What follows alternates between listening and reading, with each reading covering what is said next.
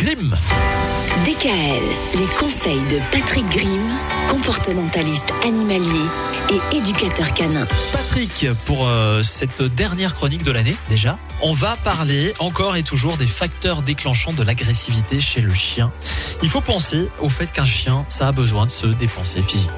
Ça, c'est le gros souci actuel dans notre société. C'est-à-dire qu'il y a beaucoup de gens qui, effectivement, prennent des chiens sans tenir compte de ses besoins. Or, les besoins d'un chien peuvent être très importants en fonction de sa race. Actuellement, il y a des chiens qui sont à la mode, comme l'Australien, comme le Border, comme le Malinois. Et ce sont des chiens qui ont besoin de travailler. J'insiste sur le mot « travailler ».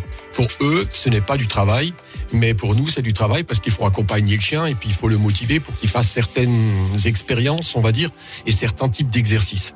À nous de faire attention à ça et au moment de l'achat, il faut bien se poser la question, est-ce que j'aurai suffisamment de temps pour m'occuper d'un chien ? Les gens qui sont très sportifs, qui font effectivement de la course à pied, ils pourraient prendre pratiquement n'importe quelle race. Naturellement, pas des molossoïdes, on est bien d'accord, parce que le molossoïde, il n'a pas tendance à vouloir courir. Vraiment des gros chiens. Voilà, des gros chiens, style Rottweiler et compagnie, donc des chiens qui ont un certain poids.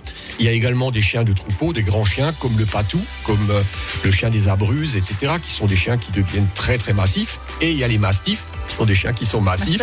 Ce sont des chiens qui souvent avoisinent les 70-80 kilos, voire même plus. Donc ça convient même pour des gens qui habitent dans des appartements, parce que là aussi, il y a des fausses idées du style « Ah, un grand chien comme ça n'a rien à faire dans un appartement ». Au contraire, je dirais que les grands chiens qui sont effectivement pâteaux, ils vont peut-être mieux s'adapter à la vie en appartement. Tout dépend de la qualité qu'on va utiliser pour les promener. Donc on peut même avoir du border en appartement, mais à partir de ce moment-là, il faut naturellement aller se promener. Se promener, c'est pas en laisse, il faut que ce soit très clair. Le chien doit pouvoir courir. Et ça, c'est le gros problème de notre société aussi, c'est-à-dire qu'on l'a toujours en laisse, on pense qu'on l'a dépensé suffisamment, et les chiens qui n'ont pas pu se dépenser suffisamment, ils ont tendance à devenir agressifs, certains, parce qu'ils pètent un peu les plombs, tout simplement parce qu'on leur a pas proposé suffisamment d'activité. On est comme les êtres humains au final. C'est ça. Voilà.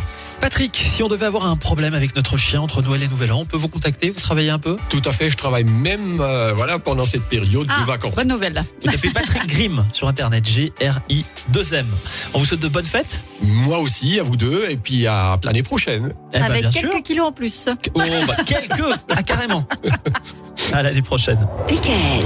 Retrouvez l'ensemble des conseils de DKL sur notre site internet et l'ensemble des plateformes de podcast.